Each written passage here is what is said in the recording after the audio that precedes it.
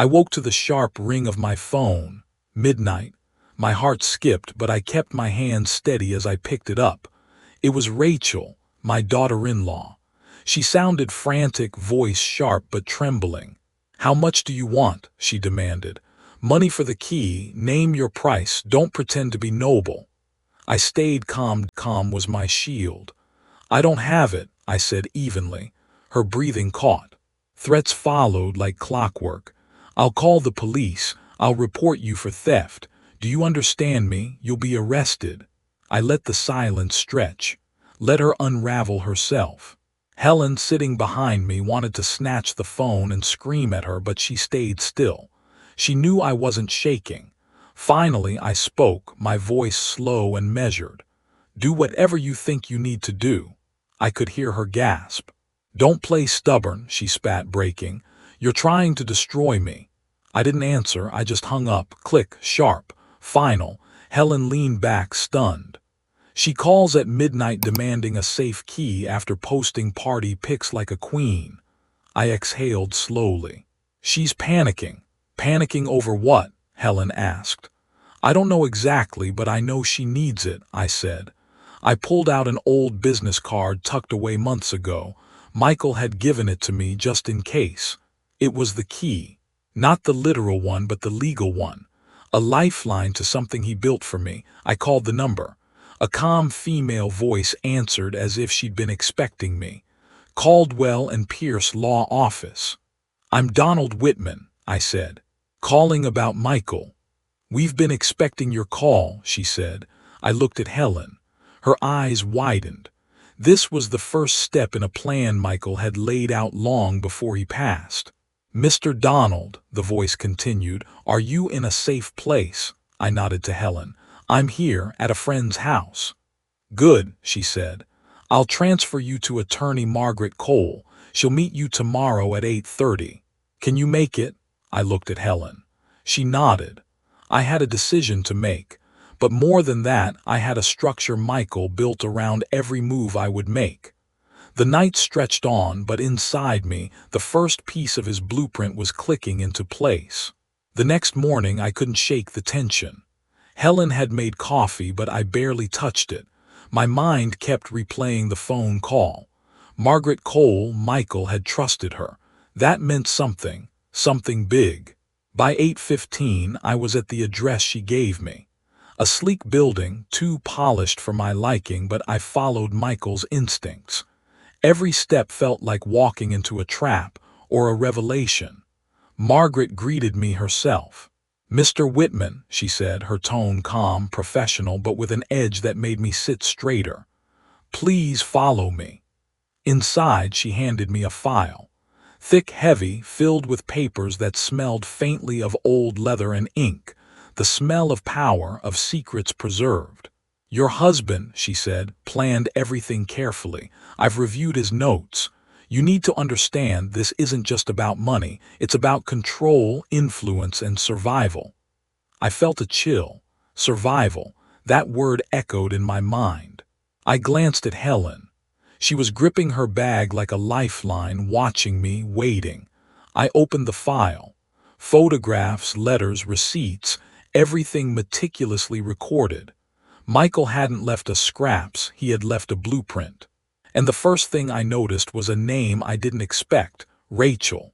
"She's dangerous," Margaret warned, her eyes locking on mine. "More than you realize, and she knows more than she should." I leaned back, processing. This wasn't going to be easy, but Michael had armed me with knowledge, and knowledge is power. Helen whispered, almost to herself, "What do we do now?" I met her gaze.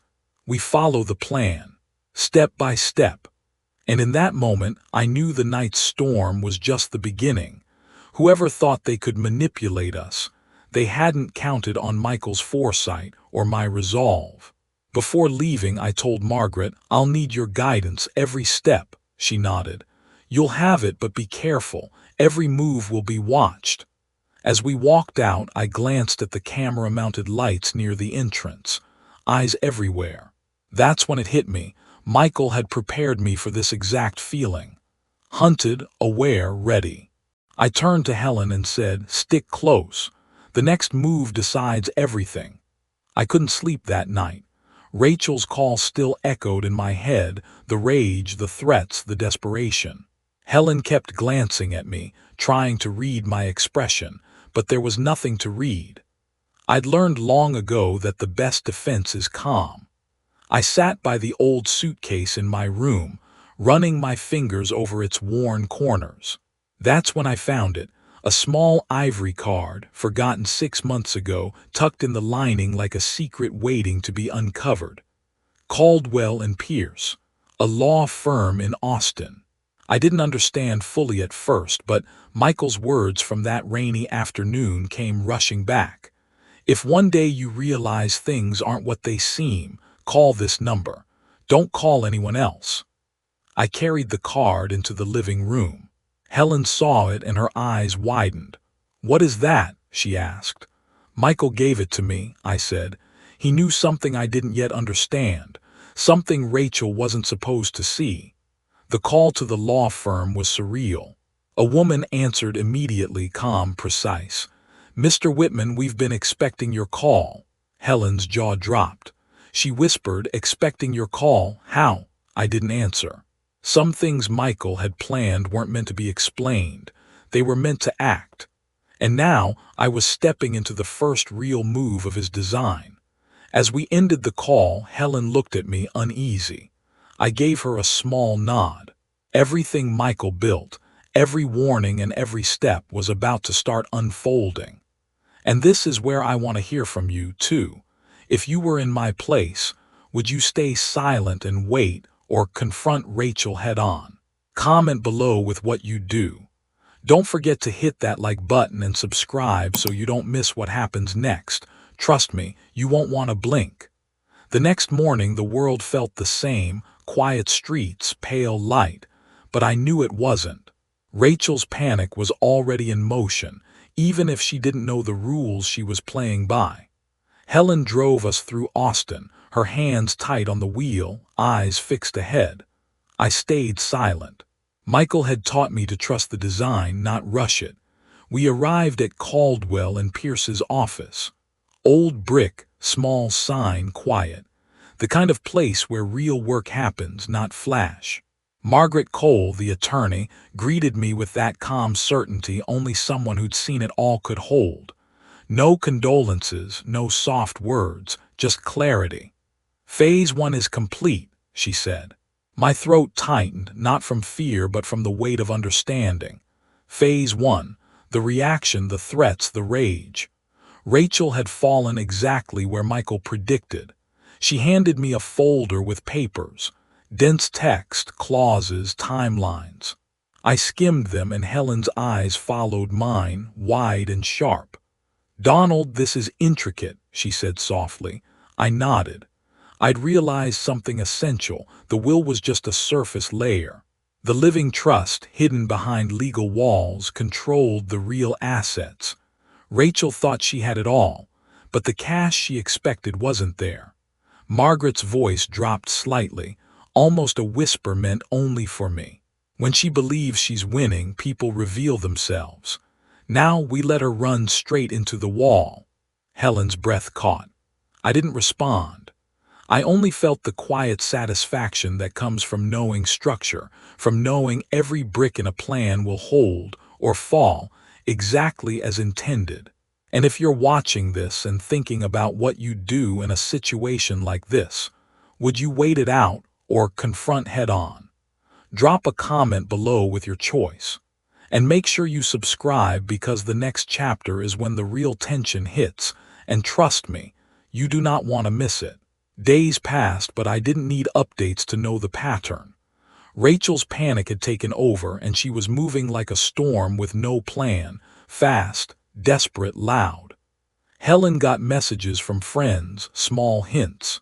Luxury cars in the driveway, people wandering through the rooms, cameras capturing every detail. Rachel played the perfect hostess, smiling, showing off the house she thought she owned. I watched from the window, coffee in hand. The world outside moved normally, indifferent to her unraveling. Her parties, her champagne, her carefully staged posts, they meant nothing against the structure Michael had built. The lake house wasn't just a home. It was a carefully designed machine, eating money faster than she could imagine. Taxes, utilities, landscaping, security, everything she relied on was a countdown she couldn't stop. Helen scrolled through Rachel's posts, her tone bitter but precise. She's trying to sell fast, cutting corners just to get cash. I nodded slowly. She didn't understand yet, but I did. Margaret had designed the sequence for this very moment. The faster Rachel tried to move, the closer she was stepping into the trap Michael had set. That evening, Helen showed me the latest text. Rachel had gone to the bank herself, demanding a transfer, $5 million. The response was precise, legal, and devastating. The accounts were nearly empty. The numbers were exact, the structure unyielding. I felt no joy, only calm, only the realization that Michael had thought of every detail, leaving nothing to chance. Rachel's panic was the proof of the plan working. She would continue to move, to spend, to threaten, and the walls Michael had built would hold, even as she ran full speed into them. The days blurred, but I stayed steady. Rachel's panic didn't need me to see it. Helen's updates were enough. She had posted another video, standing in the living room, all smiles and designer labels, tagging a high-end realtor. Madison Blake. The name sounded more like a brand than a person, but Rachel thought it was salvation. She wanted cash, and she thought she could buy freedom with it. Helen read me the messages, each one sharper than the last. Buyers eager, inspections skipped, offers flying in.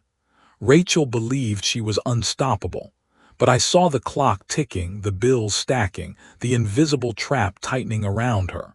Taxes, electricity, landscaping, maintenance. It didn't matter how confident she appeared. The house wasn't jewelry.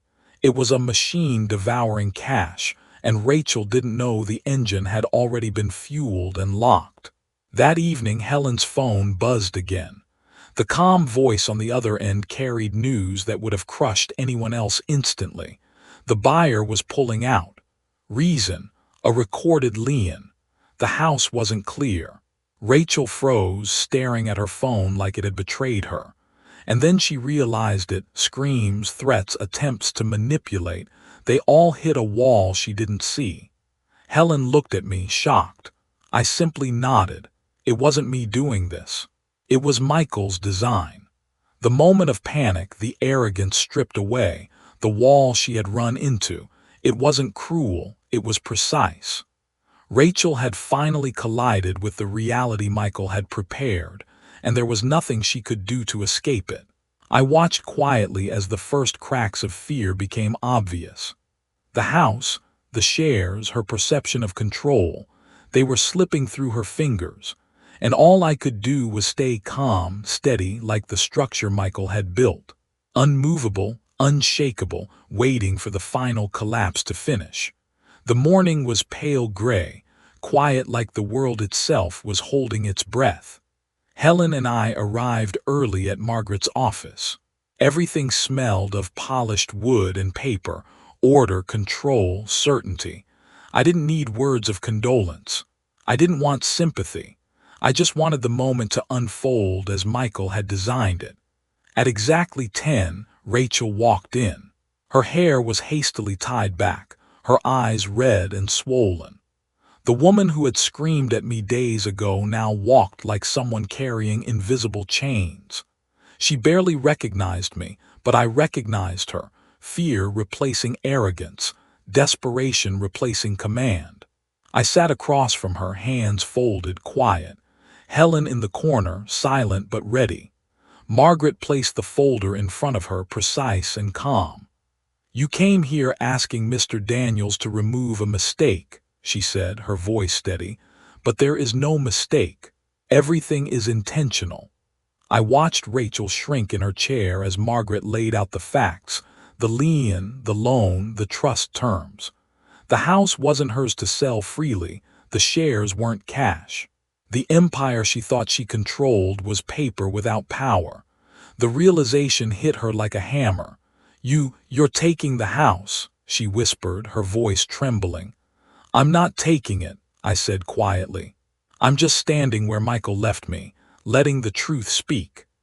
Margaret offered her the choices: fight in court and lose everything, or walk away with a modest settlement and begin again. Rachel's hands shook as she signed, the last piece of her pride slipping away. She left silently, clutching her purse, carrying nothing but the lesson Michael had built into every document, every clause, every plan. Helen exhaled beside me, tension leaving her shoulders. I felt only a deep, steady calm. Michael's blueprint had held. The walls were intact. The structure survived. And Rachel had finally learned what patience, foresight, and discipline could protect. As I leaned back in my chair, I spoke quietly to Helen. "It's done. The house, the trust, everything is safe, just as Michael wanted. And now, as I sit here telling you this, I realize something important. Sometimes the hardest battles aren't fought with anger or revenge. They're fought with silence, patience, and letting the truth unfold."